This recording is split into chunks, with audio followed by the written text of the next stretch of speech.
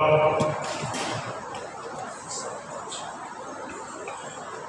book of Prophet Isaiah, chapter 61, verses 1 to 11. ஏசாயா தீர்க்கதரிசன புஸ்தகம் 61ஆம் அதிகாரம் 1 முதல் 11 வரைக்கும் உள்ள அந்த முழு அதிகாரத்தை நாம் வாசிக்கிறோம். நாம் எல்லாரும் சேர்ந்து வாசிப்போம். கர்த்தராகிய தேவனுடைய ஆவியானவர் என்மேல் இருக்கிறார். சிறுமைப்பட்டவர்களுக்கு சுவிசேஷத்தை அறிவிக்க கர்த்தர் என்னை அபிஷேகம் பண்ணினார்.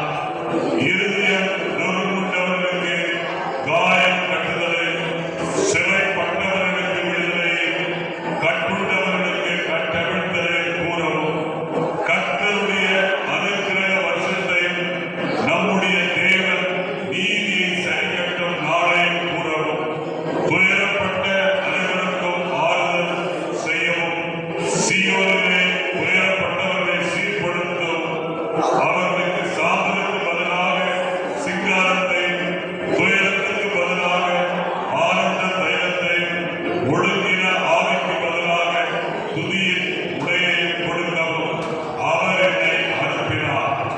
அவர்கள் கர்த்தர் தம்முடைய மகிமைக்கு என்று நாட்டின நீதியின் விருட்சங்கள் எனப்படுவார்கள்.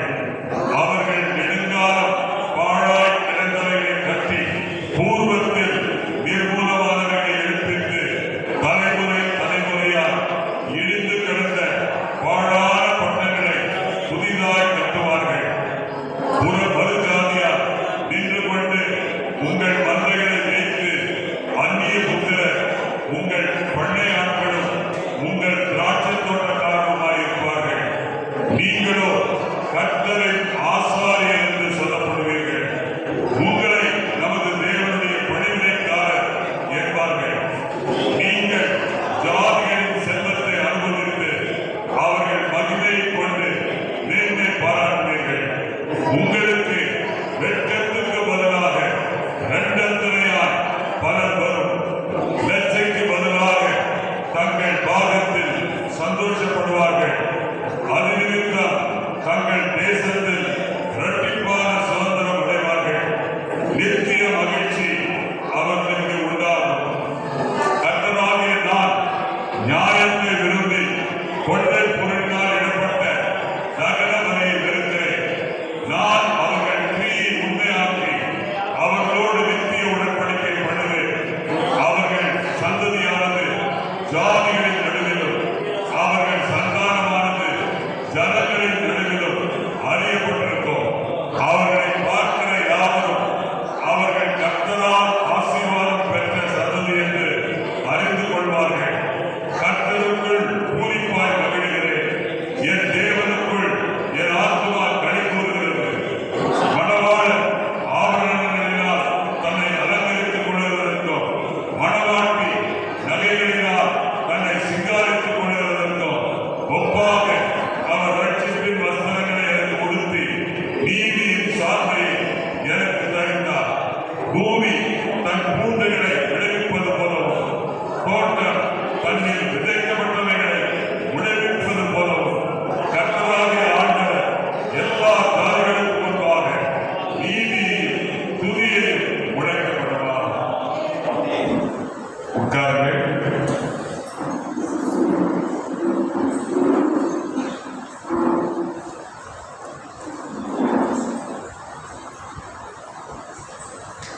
நம்முடைய பிதாவாகிய தேவனாலும் கர்த்தராகிய இயேசு கிறிஸ்துவினாலும் உங்களுக்கு கிருபையும் சமாதானமும் உண்டாவதாக. ஆமென். இப்பொழுது ஏசாயா 61ஆம் அதிகாரம் 7ஆம் வசனத்தை யாராவது ஒருவர் சத்தமாக நின்று வாசியுங்கள். நின்று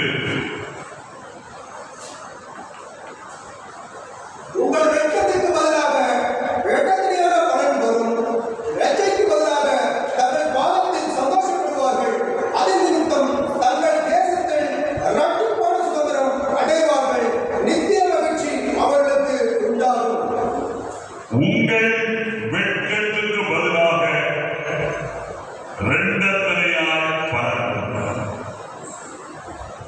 இந்த வார்த்தையின் அடிப்படையில் இன்றைக்கு உங்களுக்கு ஒரு நல்ல செய்தியை கொடுக்க நான் விரும்புகிறேன். உங்கள் வெட்கத்துக்கு பதிலாக இரண்டத்தனையாய் பலன் வரும்.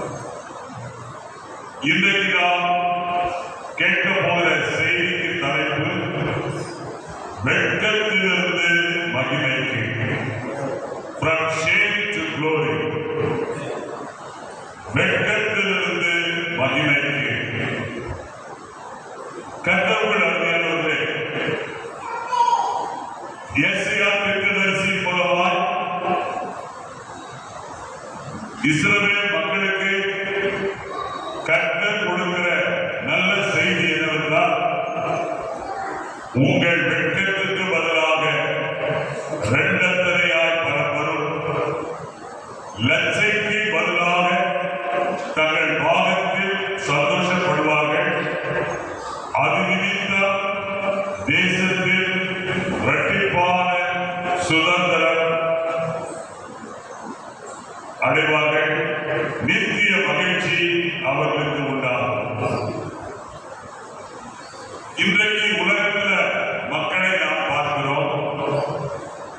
நம்மை சுற்றிலும் ஏராளமான மக்கள் வசிக்கிறார்கள். ஆனால் கர்த்தருடைய பிள்ளைகளாகிய நம்முடைய வாழ்க்கையில அடிக்கடி வேதனை நிறைந்த பருவ காலங்கள் வெட்கத்துடனே வருகிறது. அவமானம், நிராகரிப்பு, பகிரங்கமான பரிகாசம், உள்ளான வேதனை, இவைகளெல்லாம் உலக மனிதர்களுக்கு மாத்திரமல்ல, கர்த்தருடைய பிள்ளைகளுக்கும் இந்த அனுபவங்கள் உண்டு. ஆனால் தேவன் தம்முடைய பிள்ளைகளை வெட்கத்திலே தொடர்ந்து இருப்பதை ஒருபோதும் உத்தேசிக்கிறது இல்லை. ஆதியாகமம் முதல் வெளிப்படுத்தின விசேஷம் வரைக்கும் தேவன் தம்முடைய மக்களை வெட்கத்தின் குழியிலிருந்து தூக்கி எடுக்கவும், மேலும் மகிமையினாலே அவர்களை உடுத்துவிக்கவும் தம்முடைய வாஞ்சையை இந்த வசனத்தின் மூலமாய் வெளிப்படுத்துகிறார். அல்லேலூயா. வெட்கமானது மக்களை பதுங்க வைக்கிறது, தனிமைப்படுத்துகிறது. ஆனால் அவர்களுடைய சத்தத்தை வெட்கமானது அமைதிப்படுத்துகிறது. ஒருவேளை பாவத்தின் பலனால் தோல்வி, தாமதம் அல்லது சாத்தானின் துன்பத்தினால் நம்முடைய வாழ்க்கையில வெட்கம் வரலாம். ஆனால் வேத வாக்கியங்கள் நமக்கு அளிக்கும் உறுதி நிச்சயம், தேவன் ஒரு மீட்டெடுப்பவர். அவர் சாம்பலுக்கு பதிலாக சிங்காரத்தையும், ஒடுங்கின ஆவிக்கு பதிலாக துதியின் உடையையும் கனத்தையும் கொடுக்கிறார் என்று நாம் இந்த அதிகாரத்தில் வாசிக்கிறோம். சாம்பல் 3வது வசனத்தில் வாசிக்கிறோம். சீயோனிலே துயரப்பட்டவர்களை சீர்படுத்தவும், அவர்களுக்கு சாம்பலுக்கு பதிலாக சிங்காரத்தையும், துயரத்துக்கு பதிலாக ஆனந்த தைலத்தையும், ஒடுங்கின ஆவிக்கு பதிலாக துதியின் உடையையும் கொடுக்கவும் அவர் என்னை அனுப்பினார். யாரை அனுப்பினார்? இயேசுவை இந்த உலகத்துக்கு பிதாவாகிய தேவன் அனுப்பினார். அல்லேலூயா, அல்லேலூயா. ஆகவே கர்த்தருக்குள் அருமையானவர்களே, இன்றைக்கு கர்த்தர் உங்களுக்கு அவமானத்திலிருந்து மரியாதையை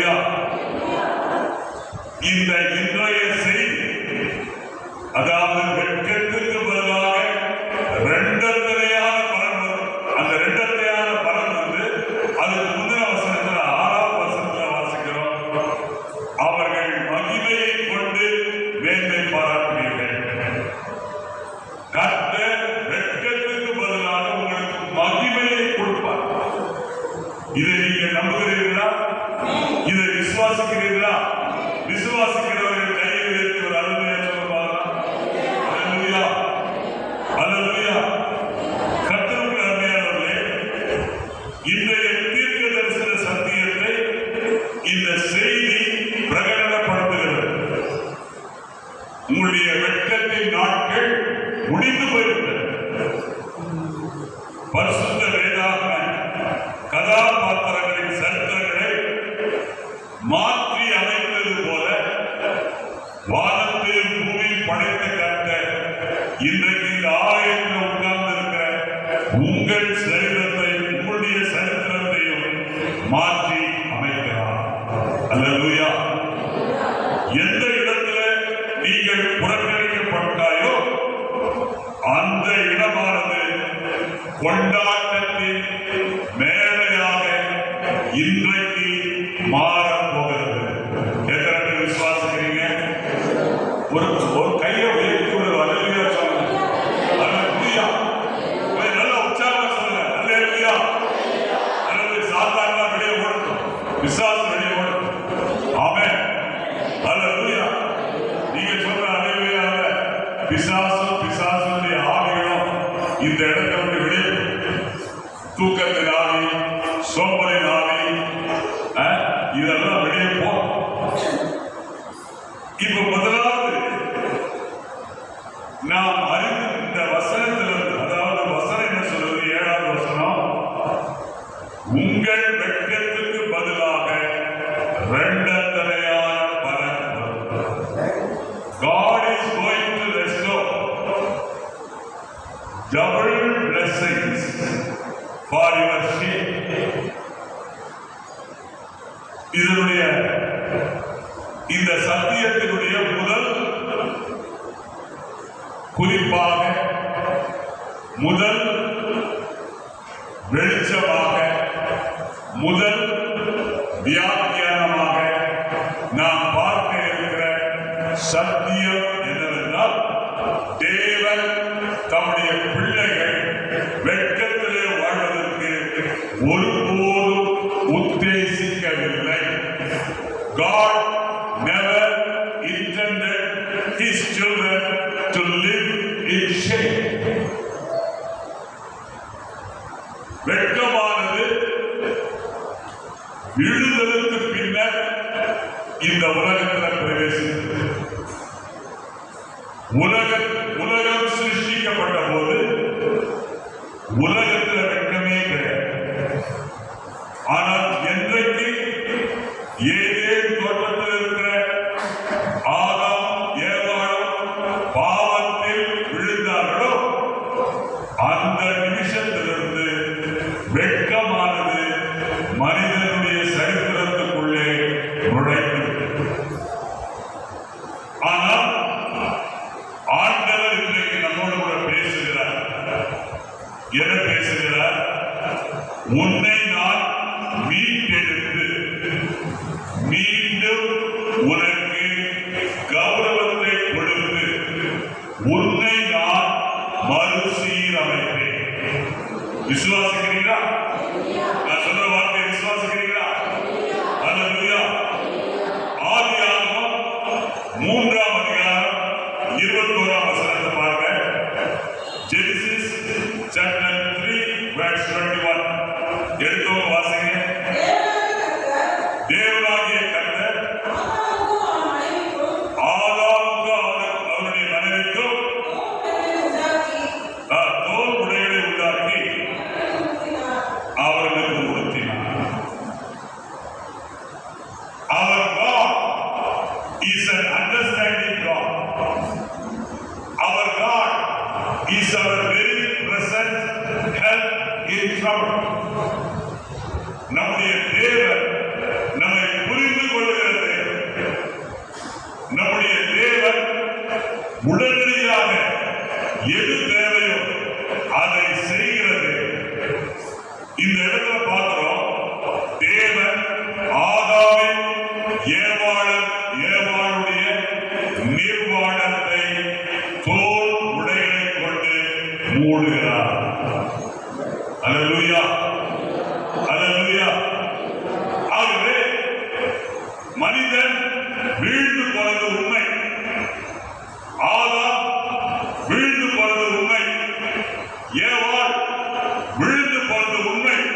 ஆனால் அவர்களை கர்த்தர் நிர்வாணமாக விடவில்லை. கர்த்தர் அவர்களை மூட, அந்த நிர்வாணத்தை மூடக்கூடிய ஒரு நேர்த்தியான பொருத்தமான சிறந்த ஆடைகளை அவரே தம்முடைய கரத்தினால செய்து அவர் ஒரு மிருகத்தை கொண்டு ரத்தத்தை சிந்த வைத்து அவர் ஒரு தோலினாலே ஆடைகளை செய்து அதை மனிதனுக்கு உடுத்தினார். அந்த தேவன் நல்ல தேவன். அல்லேலூயா, அல்லேலூயா. ஆகவே கர்த்தருடைய அருமையானவர்களே, ஆண்டவர் இந்த செய்தியின் மூலமாய் மனிதனுக்கு என்ன சொல்கிறார்? நானே உன்னை மீட்டெடுக்கிற கர்த்தர். ஆகவே தேவனுடைய மீட்பு எது? உன் நிர்வாணத்தை மூடி உன்னை மறுசீரமைப்பது. ஆகவே ஆண்டவர் என்ன செய்கிறார்? மீட்பானது இழந்து போன கனத்தை மறுசீரமைக்கும் என்கிற உறுதி இந்த 7வது வசனத்தில் நமக்கு கிடைக்கிறது. தேவனுடைய நாமம் உன்னுடைய மறுசீரமைப்பில் ஆபத்தில் உள்ளது. ஆனால் கர்த்தர் தம் பரிசுத்த நாமத்தை மீண்டும் நிலைநாட்ட, மேம்படுத்த தம்முடைய மக்களை மறுசீரமைக்கிறார். இன்றைக்கு காட்பாடி முழுவதும் இயேசு என்கிற நாமத்தை நிலைநாட்ட இந்த ரேடியன் திருச்சபையாரை கர்த்தர் மீண்டும் நிலைநாட்டுகிறார். அல்லேலூயா, அல்லேலூயா. ஏனென்றால் தேவனுடைய நாமம் நம் மூலமாய் தான் மகிமைப்பட வேண்டும். ரோமர் 10ஆம் அதிகாரம் 11ஆம் வசனத்தை எடுத்தவர்கள் வாசிக்கலாம். ரோமர் 10:11.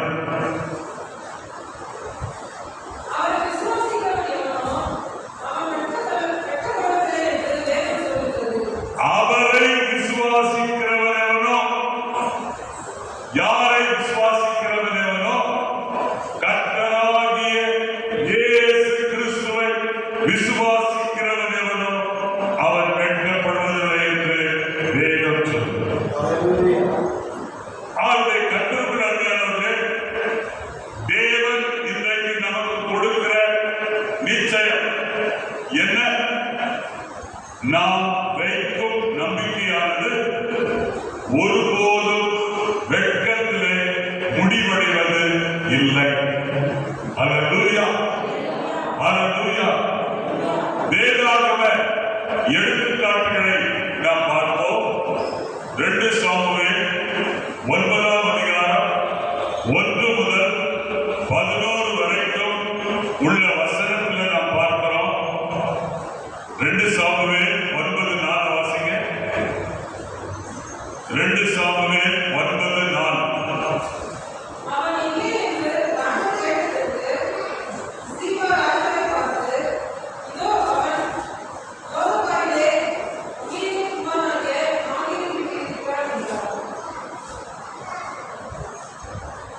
மேரி போசேத்தை குறித்து,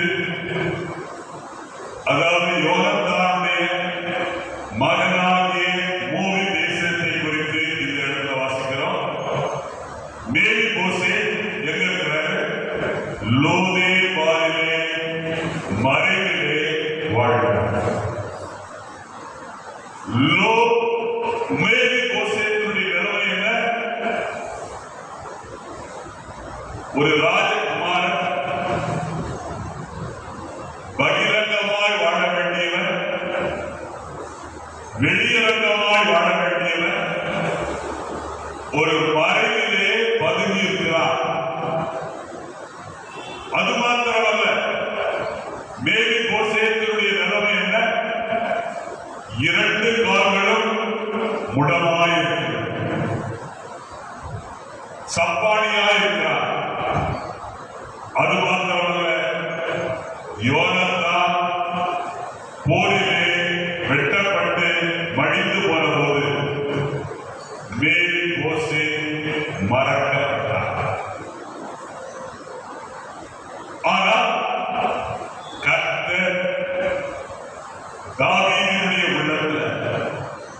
இரக்கத்தை, தயவை, கிருபை கற்பிக்கிறார். தாவீது ஒரு கேள்வி எழுப்புகிறார். 2 சாமுவேல் 9ஆம் அதிகாரத்துல முதல் வசனத்துல, யோனத்தான் நிமித்தம் என்னால் தயவு பெறத்தக்கவன் எவனாவது சவுலின் வீட்டாரில் இன்னும் மீதியாயிருக்கிறவன் உண்டா என்று தாவீது கேட்டார். கர்த்தருக்குள் பிரியமானவர்களே,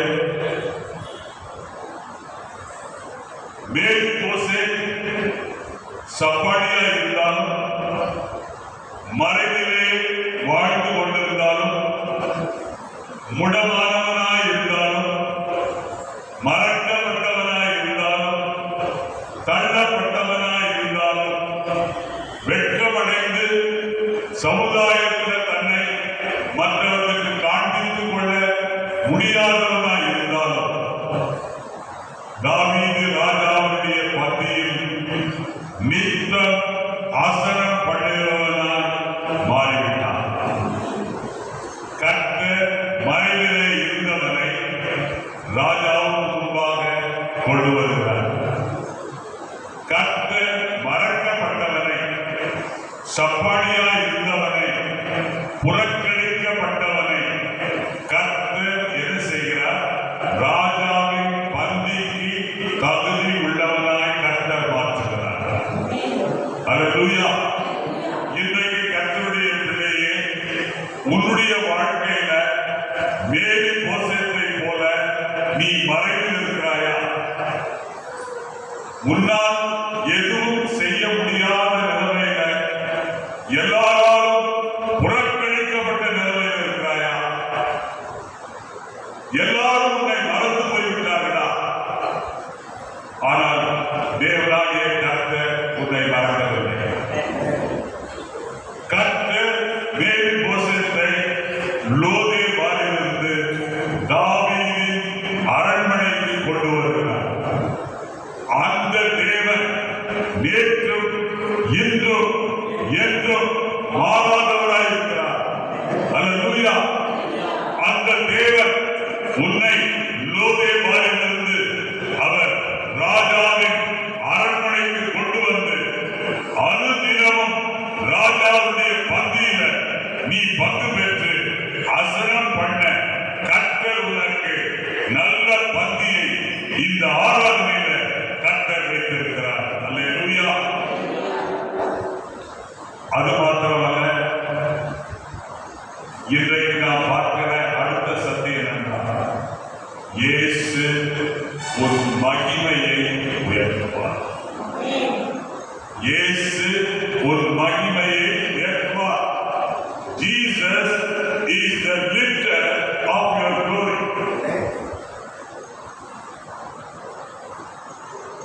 கிறிஸ்துவிலே வெட்கமானது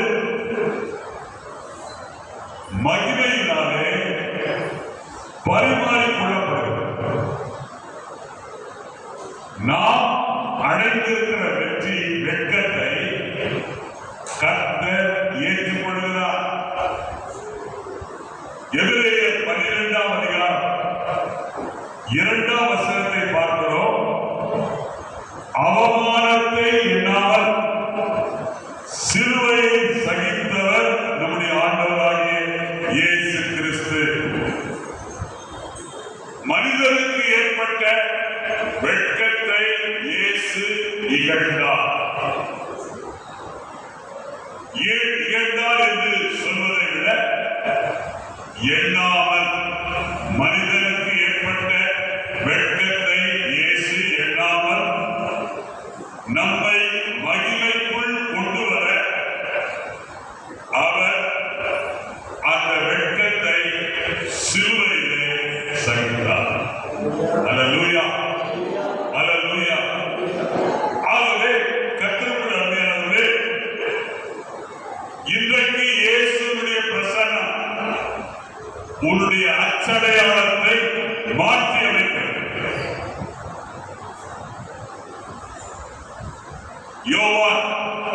8ஆம் அதிகாரம் 10ஆம் வசனத்தையும் 11ஆவது வசனத்தையும் வாசிங்கள்.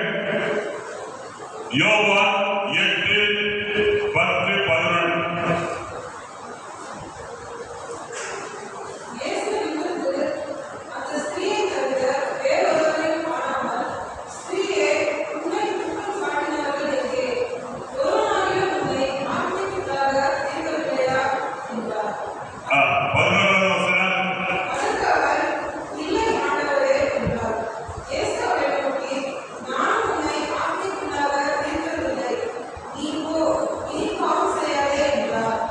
இந்த இடத்துல பார்க்கிறோம், விபச்சாரத்துல கையும் களவுமாய் பிடிக்கப்பட்ட ஸ்திரீ பகிரங்கமாக தாழ்த்தப்பட்டார்.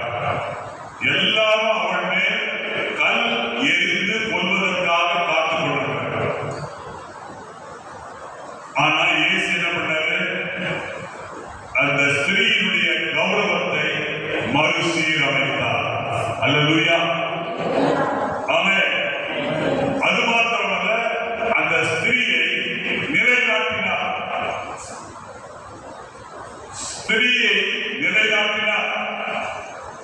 அந்த ஸ்திரீயை நிமிர்ந்து பார்த்து இயேசு கேட்கிறார், உன்மேல் குற்றம் சாட்டினவர்கள் எங்கே? ஒருவராகிலும் உன்னை ஆக்கினைக்குள்ளாக தீர்க்கிறது இல்லையா? அப்படின்னு 11ஆவது வசனத்தில் வாசிக்கிறோம். அவள் இல்லை என்று சொன்னார். இயேசு சொன்னார், மகளே, நானும் உன்னை ஆக்கினைக்குள்ளாக தீர்க்கிறது இல்லை என்று சொன்னார். கர்த்தருக்கு அருமையானவர்களே, இயேசு அவளுடைய கௌரவத்தை, மரியாதையை மறுசீரமைத்தார். இழந்து போன மரியாதையை, இழந்து போன கௌரவத்தை எல்லாருக்கும் முன்பாக, ஆண்களுக்கு முன்பாக வெட்கப்பட்டு நின்ற அந்த சகோதரியினுடைய கௌரவத்தை கர்த்தர் காப்பாற்றினார். அல்லேலூயா. இன்றைக்கு கர்த்தருடைய பிள்ளையே, காட்பாடியில் இருக்கிற சமுதாயத்தினால நீ வெட்கப்பட்டு தலை குனிந்து நிற்கிறாயோ? மறந்து விடாதே, இயேசு உன் பக்கத்தில் இருக்கிறார். இயேசு உன் பக்கத்தில் இருக்கிறார். உன்னை குற்றம் சாட்டினவர்கள், உன்னை பரிகாசம் செய்தவர்கள், உன்னை ஏளனம் பண்ணினவர்கள், உன்னை நிந்தித்தவர்கள் யாருமே இப்பொழுது இல்லை. காரணம் என்னவென்றால், குற்றம் சாட்டினவர்கள் எல்லாரும் இவளை விட மிக மோசமான குற்றத்தை செய்தவர்கள். ஆனால் கர்த்தர் என்ன செய்தார்? குற்றம் சாட்டினவர்களை கர்த்தர் விலக்கினார். அல்லேலூயா, அல்லேலூயா. இன்றைக்கு கர்த்தர் உன் அருகிலே நின்று உன்னை குற்றம் சாட்டினவர்கள் எங்கே? நீ சொல்கிறாய், ஒருவரும் இல்லை. ஆண்டவர் சொல்றாரு, நான் உன்னை குற்றம் சாட்டுகிறது, ஆக்கினைக்குள்ளாக தீர்க்கிறது இல்லை. ஆகவே நீ என்ன பண்ண? இனி போய் என்ன பண்ணாத? பாவம் செய்ய. இன்றைக்கு அதே இயேசு உன் பக்கத்துல இந்த ஆராதனையில நின்று கொண்டிருக்கிறார். அல்லேலூயா. ஆகவே கர்த்தருக்குள் அருமையானவர்களே, தேவன் கேலியை, பரிகாசத்தை, நிந்தை ஒரு அற்புதமாய் மாற்றுகிற கர்த்தர். வேதத்தில் வாசிக்கிறோம், லூக்கா 1ஆம் அதிகாரம் 24ஆம் வசனத்தை வாசிங்க. லூக்கா 1ஆம் அதிகாரம் 24. அந்நாட்களுக்கு பின்பு அவர் மனைவியாக எலிசபெத்து கர்ப்பவதியாகி ஜனங்களுக்குள்ளே எனக்கு உண்டாயிருந்த நிந்தையை, வெட்கத்தை நீக்கும்படியாக கர்த்தர் இந்த நாட்களில் என் மேல் கடாட்சம் வைத்து எனக்கு இப்படி செய்கிறார் என்று சொல்லி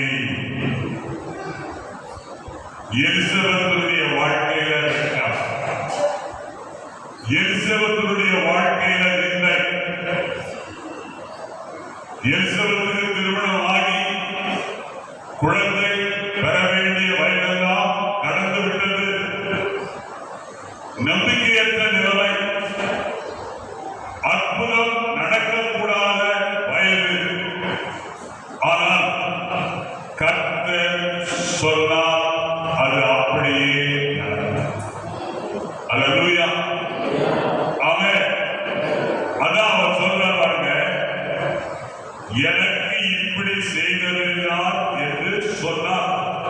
ஆண்டவர் சொல்லுகிற கர்த்தர் மாத்திரமல்ல, செய்கிற கர்த்தர்.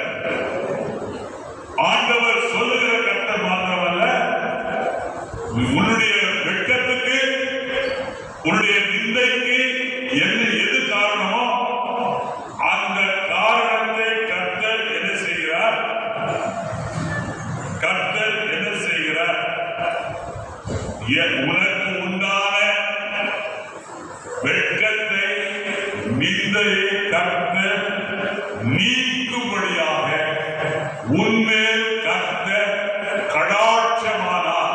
அல்லேலூயா, அல்லேலூயா. ஆகவே கர்த்தருடைய பிள்ளை, எலிசபெத்தின் தேவன் இந்த ஆகஸ்ட் 10ஆம் தேதி இந்த ஞாயிற்றுக்கிழமை இந்த ஆலயத்தில் உயிருள்ளவராய், ஜீவனுள்ளவராய் நின்று கொண்டிருக்கிறார். அல்லேலூயா, ஆமென், ஆமென். கர்த்தருடைய அன்பினாலே இந்த ஆராதனை வேளையில நீ நொறுங்கி போன நிலைமையில் இருக்கிறாயா? உடைந்து போன பாத்திரத்தை போல் இருக்கிறாயா?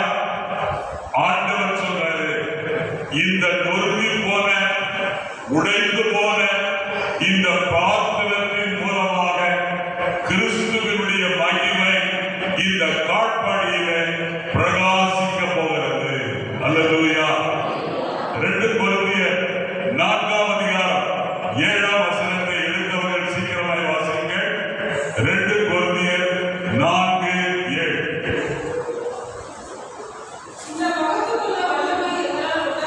இந்த மகத்துவமுள்ள வல்லமை எங்களால் உண்டாயாமல் தேவனால் உண்டாயிருக்கிறது என்று விளங்கும்படி இந்த பொக்கிஷத்தை மண்பாண்டங்களில் பெற்றிருக்கிறோம். எந்த பொக்கிஷம்? இந்த பிரகாசத்தை. மண்பாண்டம் என்றால் என்ன? உடைந்து போகக்கூடிய, நொறுங்கி போகக்கூடிய பாத்திரம் தான் மண்பாண்டம். நீ மண்பாண்டத்தை போல நொறுங்கி போகக்கூடிய நிலைமையில் இருக்கிறாயா? உடைந்து போகக்கூடிய நிலைமையில் இருக்கிறாயா? இந்த பாத்திரத்தின் மூலமாகத்தான் கிறிஸ்துவின் மகிமை இந்த காட்பாடியிலே பிரகாசிக்கும். அல்லேலூயா, அல்லேலூயா. ஆகவே கர்த்தருக்குள் அருமையானவர்களே, இன்றைக்கு கர்த்தர் குறைபாடுள்ள, காயப்பட்ட மக்களை பயன்படுத்தி தம்முடைய சிறப்பை மற்றவர்களுக்கு காட்ட அவர் விரும்புகிறார். விசுவாசிக்கிறீங்களா? விசுவாசிக்கிறவங்க கையை உயர்த்தி அல்லேலூயா சொல்லுவார். அல்லேலூயா. அவன், நீ குறைபாடுள்ள ஸ்திரீ, நீ காயப்பட்டவள், ஆனால் கர்த்தர் உன்னை பயன்படுத்தி தம்முடைய சிறப்பை மற்றவர்களுக்கு காட்ட விரும்புகிறார். ஆமென், அல்லேலூயா. உங்க எல்லாருக்கும் தெரியும், பெரும்பாலுள்ள ஸ்திரீ அவருடைய நிலைமையில் அவள் எப்படி இருந்தால் வெட்கப்பட்டவளாய் இருந்தாள். அவள் வெட்கப்பட்டவள், வெட்கப்பட்ட நிலைமையில் இருந்தாள். வீட்டுக்கு புறம்பாக்கப்பட்டாள். எத்தனையோ வைத்தியர்கள் அவளுக்கு சிகிச்சை செய்தார்கள். ஆனால் அவளுடைய இரத்தப்போக்கு நிற்கவே இல்லை. எல்லா சிகிச்சையும் பயனற்றதாய் மாறிவிட்டது. அவளிடத்தில் இருக்கிற செல்வம் எல்லாம் செலவழிந்து விட்டது. இதுவே செலவழிப்பதற்கு கையிலே பணமில்லை. இந்த நிலைமையில அவள் ஒரு தீர்மானம் எடுத்தாள். என்ன தீர்மானம்? என்னுடைய வெட்கத்தை மறுசீரமைக்கிற ஒரு தெய்வம் நிச்சயமாய் உண்டு. அந்த தெய்வம் யாரென்றால் வானத்தை பூமி படைத்த தெய்வம், என்னை தாயின் கர்ப்பத்தில் உருவாக்கின தெய்வம், எனக்காக யாவையும் செய்து முடிக்கிற கர்த்தர். ஆகவே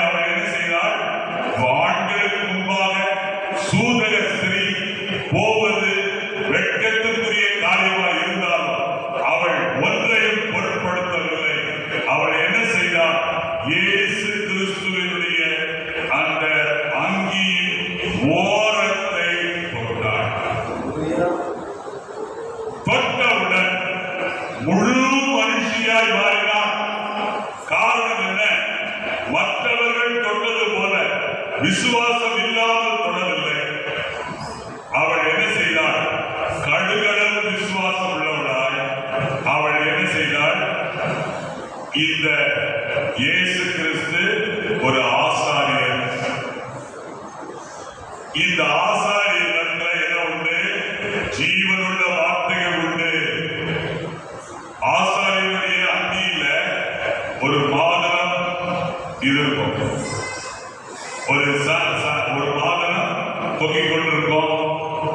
அந்த மாதனத்துக்கு மத்தியில ஒரு மணி இருக்கும். ஆகவே அவர் என்ன செய்தார் என்றால், இயேசு கிறிஸ்துவினுடைய வஸ்திரத்தின் ஓரத்தை தொட்டவுடனே அந்த சூதர ஸ்திரீ, அந்த பெரும்பாலுள்ள ஸ்திரீ முழு மனுஷியாய் மாறினார். அல்லேலூயா, அல்லேலூயா. கர்த்தருடைய பிள்ளையே, இன்றைக்கு நீ தொட வேண்டிய ஆள் ஒரே ஒரு. அவர் யார்? வாக்கு தத்தத்தை உனக்கு செய்திருக்கிற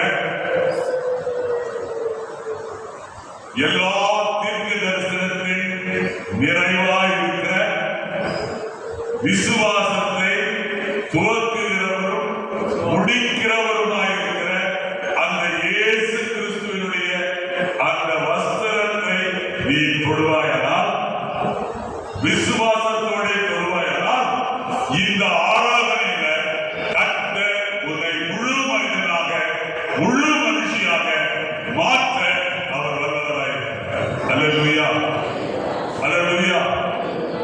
அவருடைய கர்த்தருக்குள் அருமையானவர்களே, ஆண்டவர் சொல்றாரு, உன்னுடைய வாழ்க்கையில தோல்வி, உன்னுடைய வாழ்க்கையில இழப்பு, உன்னுடைய வாழ்க்கையில நஷ்டம், உன்னுடைய வாழ்க்கையில பலன் இல்லை, நீ வெட்கத்தோடு இந்த ஆலயத்துல உட்கார்ந்து இருக்கிறாய். உன்னை பார்த்து கர்த்தர் சொல்றாரு, வெட்டுக்கிளிகள் பட்சித்த வருஷங்களின் விளைவை உங்களுக்கு திரும்ப அளிப்பேன். வெட்டுக்கிளிகள் பட்சித்த வருஷங்களில் விளைவை உங்களுக்கு திரும்ப அளிப்பேன். வாசிக்க யோவேல் 2ஆம் அதிகாரம் 25ஆம் வசனம். யோவேல் 2ஆம் அதிகாரம் 25ஆம் வசனம்.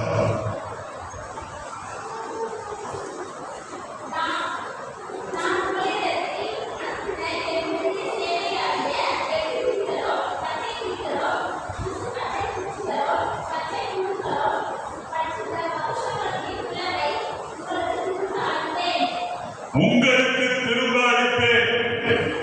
நீங்க எல்லாத்தையும் இழந்து போயிட்டீங்க, எல்லாமே நஷ்டமா மாறி போச்சு. எதிர்பார்க்காத நஷ்டங்கள் ஏற்பட்டன. எல்லாருக்கும் முன்பாக நீங்கள் வெட்கப்பட்டு உட்கார்ந்துக்கிறீங்க. ஆண்டவர் சொல்றாரு,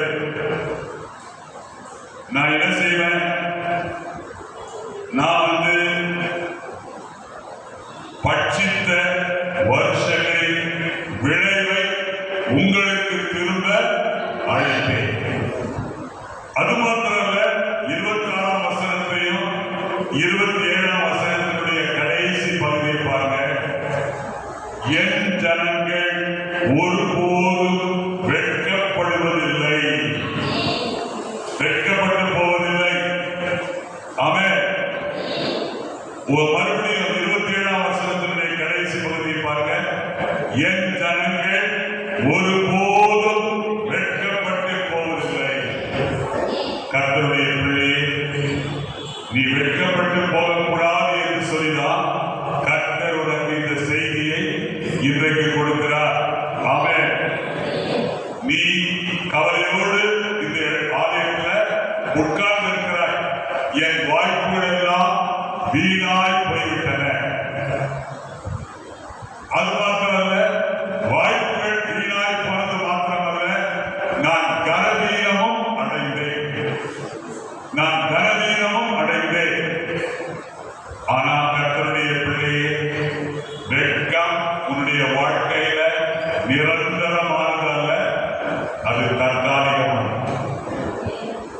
வெட்கம் என்பது நிரந்தரமானதல்ல. It is not a permanent affair. It is only temporary. வெட்கம் என்பது நிரந்தரமானதல்ல, அது தற்காலிகமானது. ஆண்டவர் என்ன சொல்றாரு? அதி சீக்கிரத்தில் நீங்கும் இந்த லேசான உபத்திரவம் மிகவும் அதிகமான நித்திய கன மகிமையை உண்டாக்குகிறது. 2 கொரிந்தியர் 4:17 வாசிக்கிறோம். ஆகவே வெட்கம் தற்காலிகமானது. ஆண்டவர் உங்களுக்கு கொடுக்க போகிற மகிமை நித்தியமானது.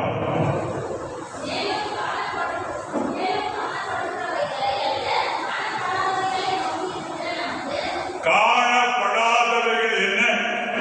காணப்படாதவைகள் தான் நித்திய கன மகிமை.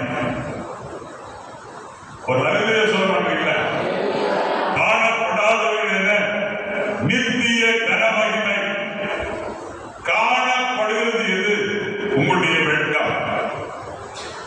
ஆண்டவர் சொல்றாரு, உபத்திரவம், உங்களுடைய உபத்திரவம் வந்து காணப்படுகிறது. ஆனா காணப்படாதது எது? கன மகிமை, நித்திய கன மகிமை. ஆண்டவர் சொல்றாரு, அதி சீக்கிரத்துல நீங்கிவிடும் இந்த லேசான உபத்திரவம். காணப்படுகிற உபத்திரவம் வந்து லேசானது, நிரந்தரமானதல்ல, தற்காலிகமானது. ஆனா காணப்படாதது எப்படிப்பட்டது? நித்தியமானது.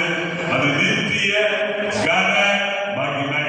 அல்லேலூயா, அல்லேலூயா. ஆகவே கர்த்தருடைய பிள்ளையே, உன்னுடைய வெட்கம் நிறைந்த வாழ்க்கையில சத்துரு உன்னை பார்த்துக்கிட்டே இருக்கிறான். நீ வெட்கம் அடைந்து போன நிலைமையை சத்துரு பார்த்துட்டே இருக்கிறான். சத்துரு பார்த்துட்டே இருக்கும் பொழுது தேவன் என்ன செய்கிறார் என்றால், ஒரு வாழ்க்கையில தம்முடைய காலடியை எடுத்து வைக்கிறார். அல்லேலூயா, ஆமென். செப்பனியா 3ஆம் அதிகாரம் 19ஆம் வசனத்தை வாசிங்க. செப்பனியா 3ஆம் அதிகாரம் 10ஆம் வசனம். ஆபகு பக்கத்துல செப்பனியா 3ஆம் அதிகாரம் 19ஆம் வசனத்தை வாசிங்க.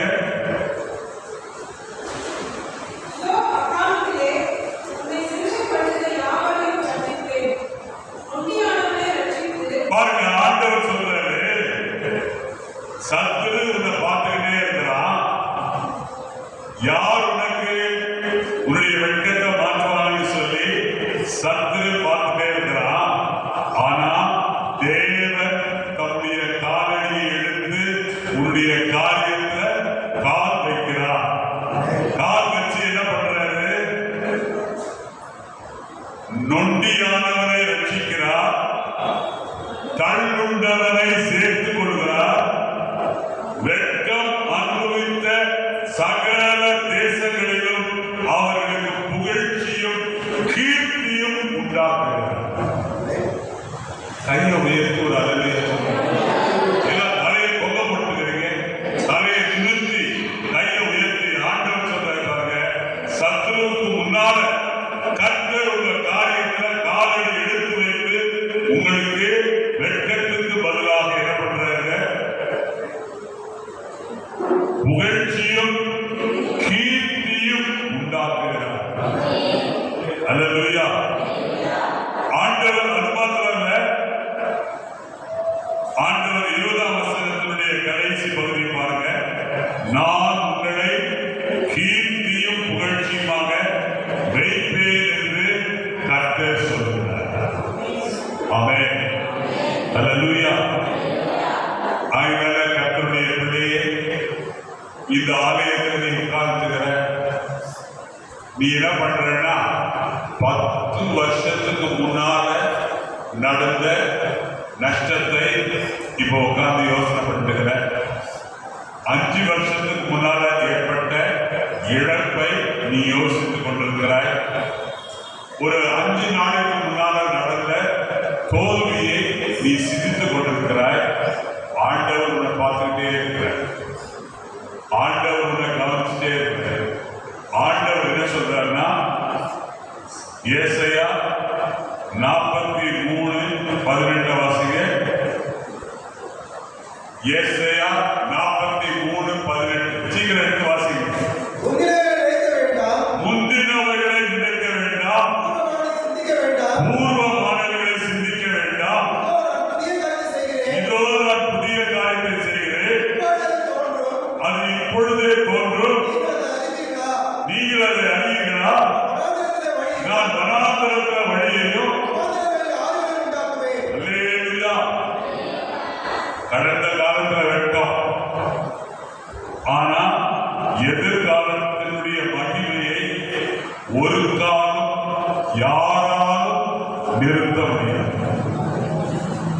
கடந்த காலத்துல வெட்கம், ஆனா எதிர்காலத்துல உனக்கு கர்த்தர் கொண்டு வருகிற மகிமையை ஒரு காலம் யாராலும் நிறுத்த முடியாது. விசுவாசிக்கிறீங்களா? அல்லேலூயா, அல்லேலூயா, ஆமென். பாருங்க, அன்னாளுடைய வாழ்க்கையில கடந்த காலத்துல வெட்கம், அன்னாளுடைய சக்காலத்தி பெரினா ஓயாமல் அன்னாளுடைய மனத்து தன்மையை நினைத்து அவ ஓயாமல் என்ன பண்ணிட்டு இருந்தா? நிந்தித்துக் கொண்டே இருந்தார். ஆனா தேவன் அவருடைய ஜெபத்துக்கு பதில் அளித்தார். அல்லேலூயா, அல்லேலூயா. பதில் அளித்து அவளுக்கு ஒரு சாமுவேலை தந்தருளினார். அல்லேலூயா, ஆமென். ஆகினால்தான் நம்ம பார்க்கிறோம், 1 சாமுவேல் 2ஆம் அதிகாரம் 1 வசனத்தை வாசிங்க.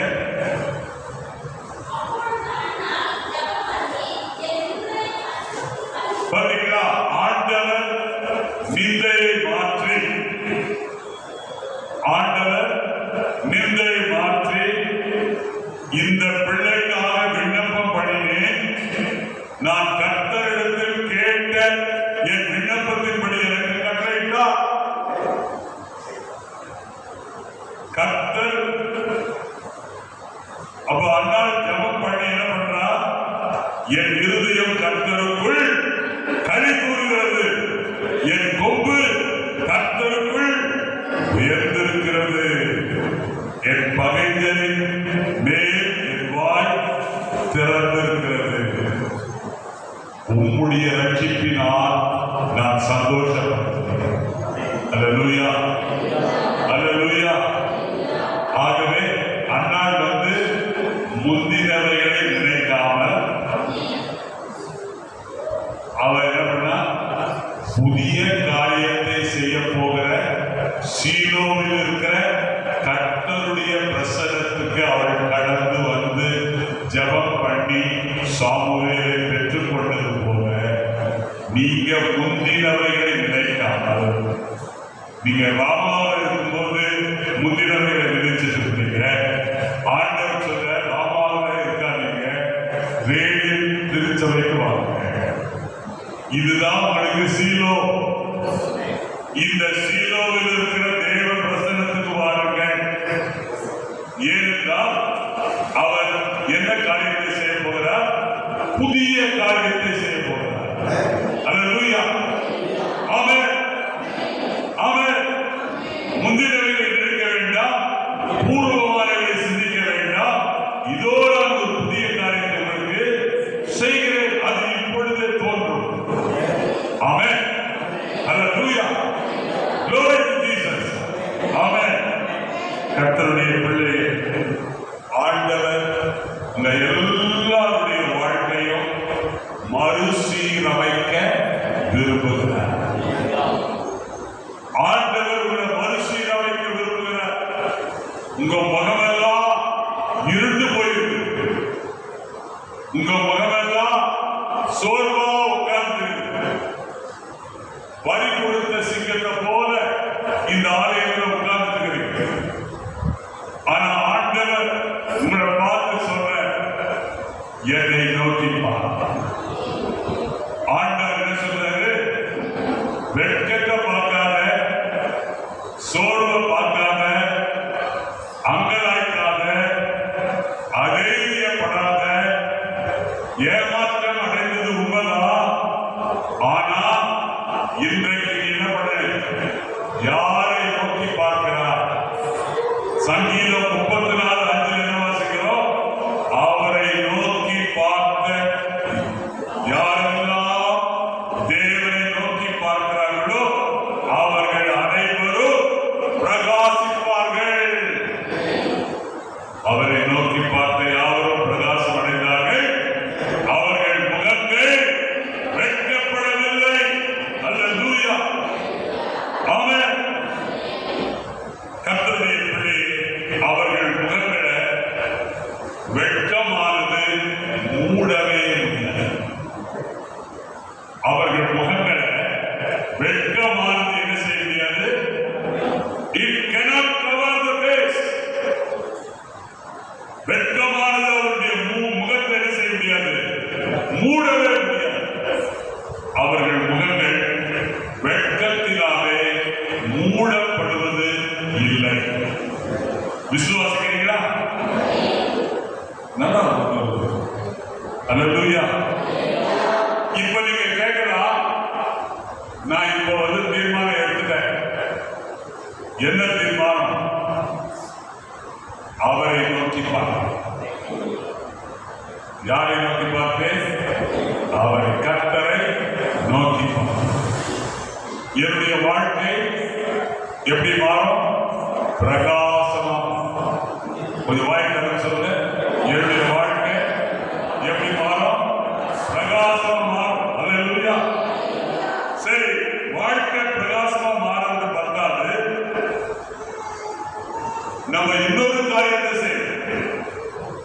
என்ன காரியத்தை செய்யணும்னா, மகிமையின் வார்த்தைகளை பேசணும். என்ன பேசுறாங்க? கொஞ்சம் வாய் திறந்து கடைசி இருக்கிறவங்க சொல்லுங்க. என்ன வார்த்தையை பேசணும்? மகிமையின் வார்த்தைகளை பேசணும். தோல்வியை பேசவே கூடாது. எதை பேசக்கூடாதுங்க? வாயில கலக்க மாட்டீங்க. தோல்வியை பேசவே கூடாது. என்ன வார்த்தையை பேசணும்? மகிமையின் வார்த்தைகளை பேசணும். என்ன மகிமையின் வார்த்தை? தேவன் உன்னை மகிமையினாலும் கனத்தினாலும் முடிசூட்டுவேன் என்று சொல்லி இருக்கிறாரே. அந்த சொல்லப்பட்ட வார்த்தையை நீ பேசுவியா? அதை பேச மாட்டேன். தோல்வியை பேசிட்டு இருக்கிற சகோதரியே, தோல்வியை பேசிக் கொண்டிருக்கிற சகோதரனே, மகிமையின் வார்த்தைகளை பேசு. ஏன்னா உன்னுடைய வார்த்தையில என்ன உண்டு? வாசிங்க. நீதிமொழிகள் 18:21 வாசிங்க. நீதிமொழிகள் 18:21. மரணமும் ஜீவனும் நாவின் அதிகாரத்தில் இருக்குது. அதில் பிரியப்படுகிறவர்கள் அதின் கனியை புசிப்பார்கள். இப்ப நீங்க ஜீவனை பிரியப்படுறீங்களா? மரணத்தை பிரியப்படுறீங்களா? மரணமும் ஜீவனும் எதுல இருக்குது? நம்ம பேசுற வார்த்தையில. நீங்க ஜீவனை பேசுனீங்கன்னா ஜீவன் உங்களுக்கு கிடைக்கும். மரணத்தை பேசுனீங்கன்னா மரணம் கிடைக்கும். தீர்மானம் எடுக்கிறீங்களா? ஆமென். அல்லேலூயா. ஆமென். ஆண்டவர் என்ன சொல்றாரு? யார்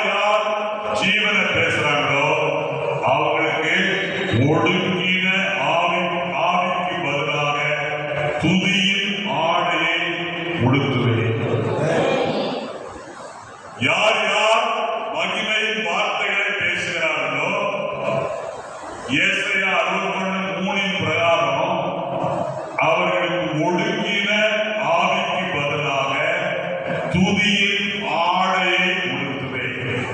அல்லேலூயா, அல்லேலூயா, ஆமென். ஆகையால இப்ப நம்ம என்ன பண்ணணும்?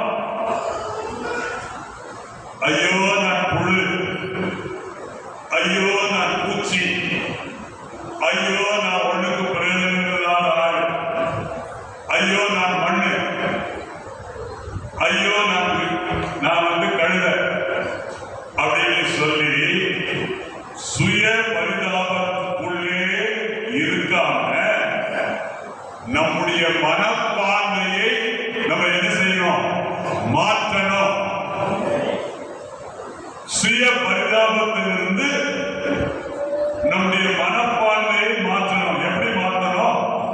சுய பரிதாபத்தில் இருக்கிற சகோதரனே, சுய பரிதாபத்தில் இருக்கிற சகோதரியே, உன்னுடைய மனப்பான்மை மாறத்தக்கதாக நீ ஜீவனுள்ள தேவனை ஆராதிக்க தொடங்கு.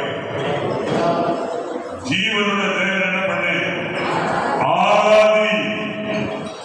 ஆராதனை செய்யும் பொழுது தேவனுடைய மகிமை உன் சரீரமாகிய ஆலயத்தை நிரப்பும். நான் சொல்றது புரியுதா? சுய பரிதாபத்தை விட்டு எல்லாரும் என்கிட்ட பேசுறதில்ல, எல்லாரும் என்கிட்ட சண்டை போடுறாங்க, எல்லாரும் என்ன வெறுக்கிறாங்க, எல்லாரும் என்ன ஒதுக்குறாங்க, எல்லாரும் எட்டி உதைக்கிறாங்க. இதை பேசாத. பேசாம நீ என்ன பண்ணு?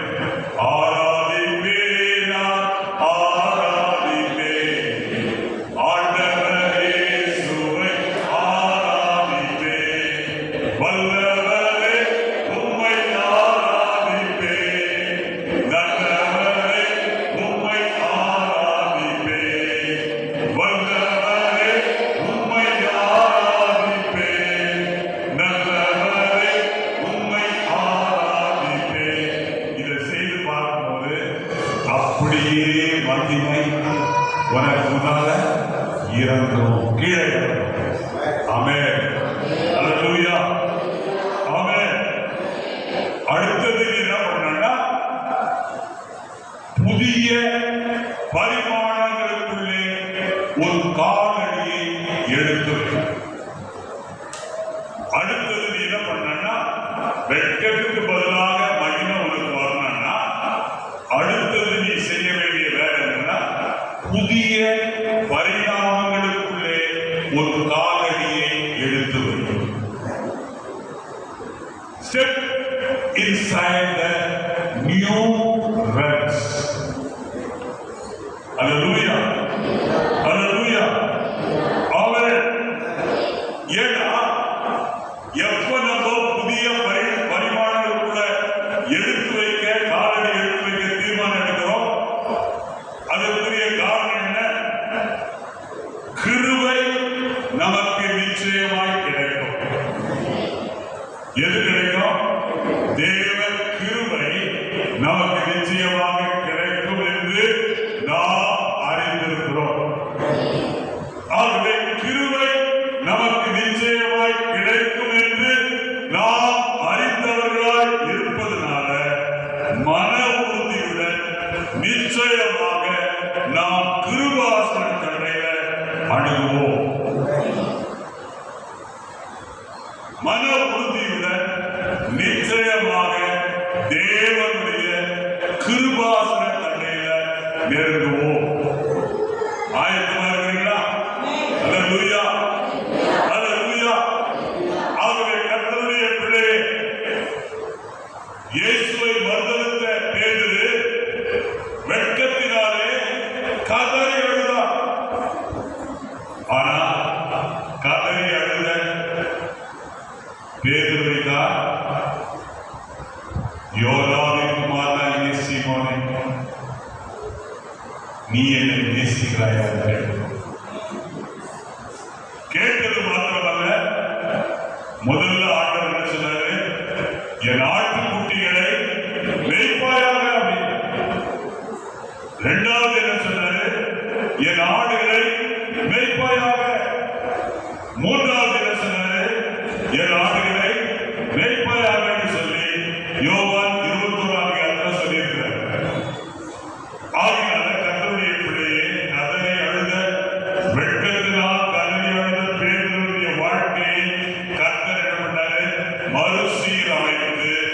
எருசலேம் திருச்சபையினுடைய மூப்பராக அவரை கர்த்தர் வெட்கத்துக்கு பதிலாக மகிமை கொடுத்தார். அல்லேலூயா, அல்லேலூயா. ஆகவே கர்த்தர்கள் அருமையானவர்களே, வெட்கம் என்பது உங்கள் சரித்திரத்தின் முடிவு அல்ல. வெட்கம் என்பது உங்கள் சரித்திரத்தின் முடிவு அல்ல. அது தேவன் தம்முடைய மகிமையினால் மீண்டும் எழுதும் ஒரு அத்தியாயம். அது தேவனுடைய மகிமையினால் திருத்தி எழுதும் ஒரு அத்தியாயம். வெட்கமானது பாவத்தினாலோ தாமதத்தினாலோ துன்பத்தினாலோ மக்களுடைய அபிப்பிராயத்தினாலோ ஏற்பட்டிருக்கலாம். ஆனால் இன்றைக்கு தேவன் பிரகடனம் செய்கிறார், உன் வெட்கத்துக்கு ஈடாக இரண்டத்தினையான மகிமை பதிலாக வரும். அல்லேலூயா. தேவன் உன்னை உயர்த்தும் பொழுது யாரும் உன்னை கீழே இழுக்க முடியாது. தேவன் உன்னை உயர்த்தும் பொழுது யாரும் உன்னை கீழே இழுக்க முடியாது. அல்லேலூயா, அல்லேலூயா. வெட்கம் உன்னை அமைதிப்படுத்த நீ இனி ஒருபோதும் அனுமதிக்காதே. உன் சரித்திரம் இன்றிலிருந்து தேவனை மகிமைப்படுத்தும். உன் சரித்திரம் இன்றிலிருந்து தேவனை மகிமைப்படுத்தும். அல்லேலூயா, அல்லேலூயா. நீ என்ன செய்யணும்? தூளிலிருந்து எழுணும். நீ என்ன செய்யணும்? தூளிலிருந்து எழுணும். கடந்த காரியங்களிலிருந்து கடந்த காரியங்களை உடைத்துக் கொண்டு விடுதலையாக வெளியே வா. கடந்த காரியங்களை முறியடித்து நீ வெளியே வா. தேவன் உனக்கு ஆயத்தம் பண்ணின மகிமையான எதிர்காலத்துக்குள்ள இந்த ஆகஸ்ட் 10ஆம் தேதியிலிருந்து தைரியமாக நட. நாம் எல்லாரும் எழுதி நிற்போம்.